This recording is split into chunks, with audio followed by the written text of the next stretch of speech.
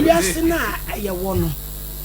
me de asem we no bra aye me nwanwa na nye me nwanwa bebre enipa ntiase se bra wade aye ware no eye shebre. Marriage is a destiny. Na wiase ne nipa na bi shebre ye nete ebi de ye mframa ebi de ye gya na ebi de ye nsuo enti se wan hunu nipa esesa woni ni hia na mo kleke a e de o ha wo beba me amiti we me ye gya na me kun e ye nsuo ja bribi atutututu no beba no a e be se niema no na odi gya no odi nsuo no aguso se be ya enkofo ha wo ma e to da bi onu to di nsuo no e be se niema na me di gya na be gyimu na aboa yen ene edinam bra ene emaba wa abawiase enei no omuti se 1984 me maame me papa de ne kwa abrochire ware ya ma owuo na atete wo mo ntem emema wa abrochire ntie oba tiga na mane ntra ne baabi na so tene na bo bra because amani nya kodura abrochire pe o ma hu se mra no boa ma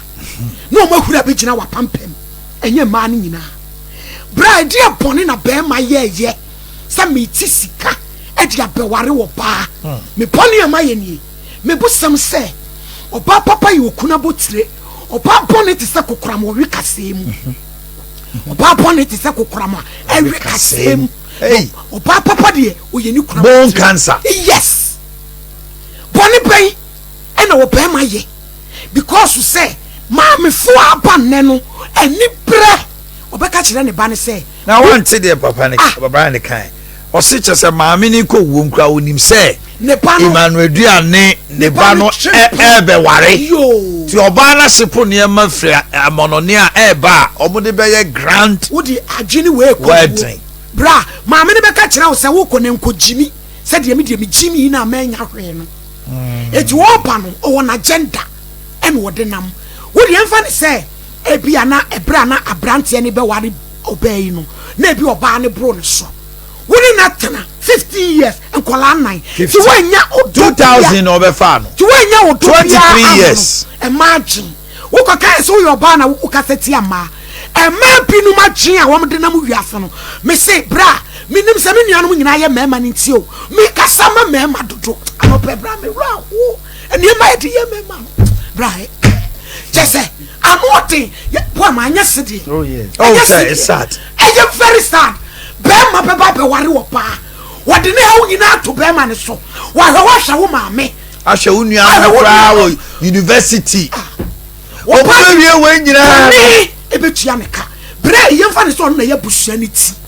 What say no?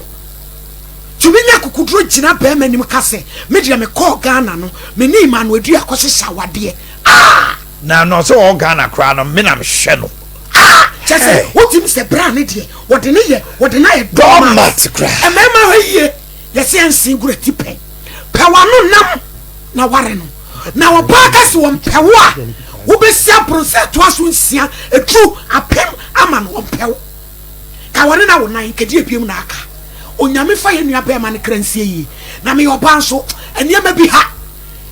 ha pono ye so be di abra din prako na meme wa brochire he mo me mari tira Ghana ha na mo tira mo baby mo shawam na mo shawam bra o baby wo ho a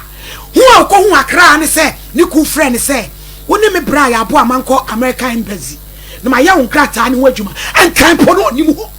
eso ne okodru America no fe no akon se benefit wo ho e ma wo to me land for me ma de ene bra o mo to mo e mo boche ba bia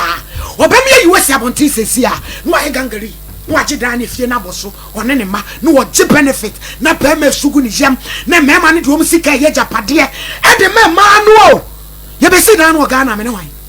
be ma mra Ghana me twempra kakra bi ye se ehu bi da ene oba no ba before ba because e kwan a o mo do o mo nam so no emu oya